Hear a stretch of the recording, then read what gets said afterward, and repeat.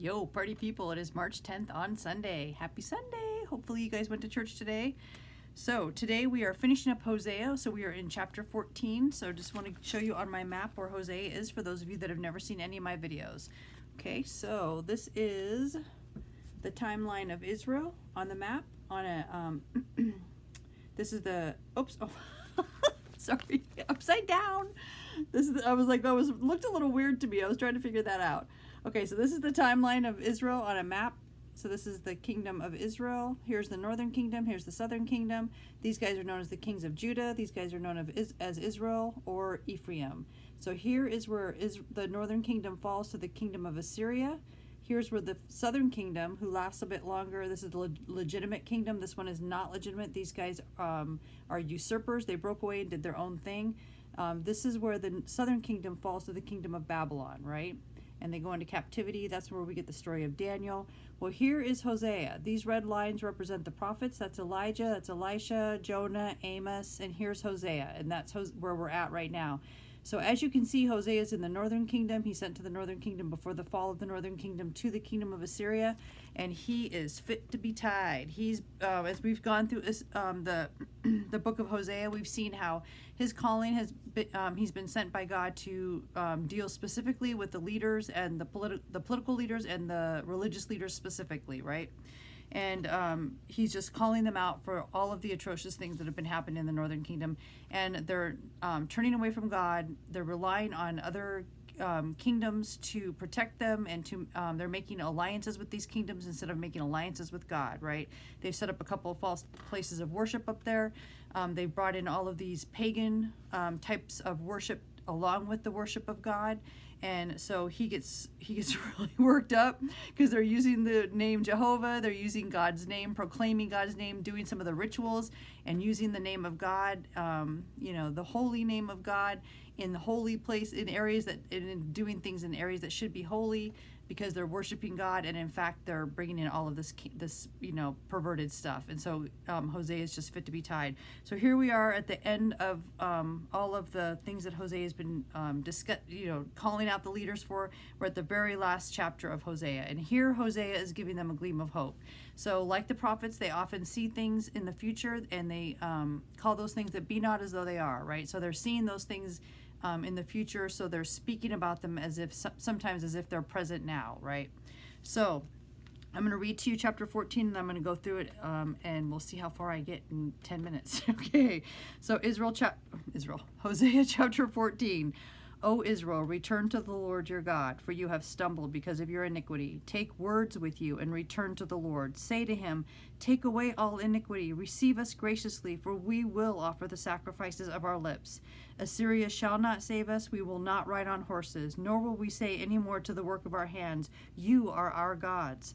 For in you the fatherless finds mercy.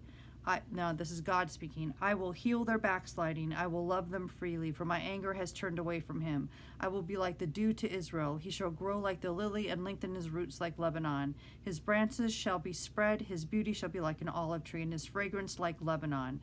Those who dwell under his shadow shall return. They shall be revived like grain and grow like a vine. Their scent shall be like the wine of Lebanon. Ephraim shall say, what have I to do any more with idols? I have heard and observed him. I am like a green cypress tree. Your fruit is found in me. So that's God speaking. Your fruit is found in me. Who is wise? Let him understand these things. Who is prudent? Let him know them. For the ways of the Lord are right. The righteous walk in them, but transgressors stumble in them. So the last verse of the entire chapter of Hosea is just like the book of Proverbs. So the last verse, verse 9 in chapter 14, when you read that, that is like you're reading the book of Proverbs. That's the prophet speaking, calling forth, right? He's saying, this is who is wise. Let him understand these things. Who is prudent? Let him know them. For the ways of the Lord are right. The righteous walk in them, but transgressors stumble in them. So that's like summing up the entire book of Hosea. Okay, so let's go back to chapter 14, verse 1, and let's break this down a little bit. So chapter 14, verse 1 says, O Israel, return to the Lord your God, for you have stumbled because of your iniquity. Okay, so that's pretty obvious, right? Oh, Israel. So whenever they say Israel, they're speaking about the northern kingdom. Israel or Ephraim is northern kingdom. So this is the prophet saying, oh, Israel, return to the Lord your God, for you have stumbled because of your iniquity. So they're falling, right? They're about to fall into the kingdom, to the hands of Assyria. And why? Because of their iniquity. So verse 2 says, take words with you and return to the Lord. Say to him, take away all iniquity. Receive us graciously, for we will offer the sacrifices of our lips. So this is kind of complicated. So verse 2, it says, take words with you and return to the Lord. So in the commentary, they made a point of saying that let me just read it. It says, one of the most undoubtedly ancient of the religious laws of the Pentateuch that say, none shall appear before the Lord empty. So they're quoting Exodus chapter 23:15, and then also Exodus 34:20, and it literally says, none shall appear before me empty. In both situations, that's just a piece of that verse, but that's what he's referring to. So he's saying return. So they're going to bring words to God, right? So they've been doing all this false worship, right? Some of the worship that they've been doing, it's been like to show off, right? So they'll bring cattle and do all of these worships. So it's something that they're maybe supposed to do once a week or once a month. They're doing daily, and they're doing it in extravagance because of their wealth, right? So there was this extreme division within the community because of the perversions of the laws and the justice system. So the rich were becoming richer, the poor were becoming poor, and it was through usurpation and breaking of the laws and doing things wrong, right? It wasn't because the rich were doing things, not always, but in general, he's calling out those that have gotten rich off the backs of the poor by cheating and stealing and changing laws, right? So that's what this is saying. So he's saying, take words with you. So don't bring these false worship. Don't bring these calves and all this fake stuff. Don't be fake. Bring words with you. Be real. Come to God for real. And you're not supposed to ever come to God empty-handed. But God doesn't want these false calves. He doesn't want your stuff, right? He wants your heart, right? So that's what this is saying as well. So bring true words with you. Bring words with you, and return to the Lord. Say to him, take away all iniquity. So this is what they're supposed to be saying. Take away all our iniquity. Receive us graciously, for we will offer the sacrifices of our lips. Okay, so the sacrifices will be their words, not these bulls.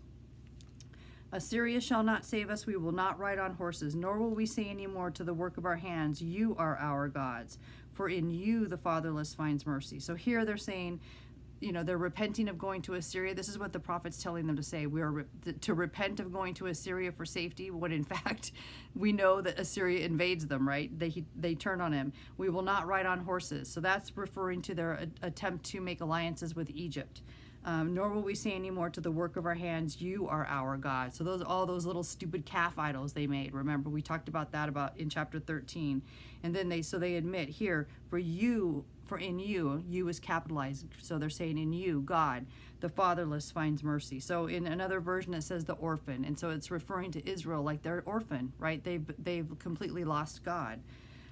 So verse 4 says, now this is God speaking, I will heal their backsliding. I will love them freely. So it says here in the commentary that he will love them just because of what they're saying, right? They don't have to offer these bulls. They don't have to do these crazy sacrifices, these stupid things that they've been doing. Their words are sufficient if they're from the heart, right? So I will love them freely, for my anger has turned away from him. So now verse 5 says, I will be like the dew to Israel. He shall grow like the lily and lengthen his roots like Lebanon. So here they're saying that a lot of this coming language here refers back to language that you see in Song of Songs, right, that Solomon wrote. So there's a lot of just beautiful language referring to refreshing, new growth, spreading out, beautiful things, right? A beautiful future. I will be like the dew to Israel. He shall grow like the lily and lengthen his roots like Lebanon. His branches shall spread. His beauty shall be like an olive tree, and his fragrance like Lebanon. So that's very much like the Song of Solomon. Let's see.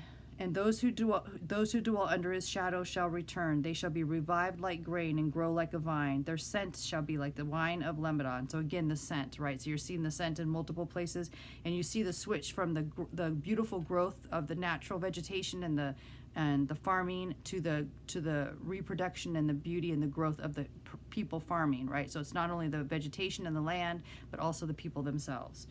I'm out of time. Okay, so let me just finish verse 8 and 9 in the next video. Okay, so one more video. Jesus is coming. Read your Bible. Hold tight for number 2. Peace.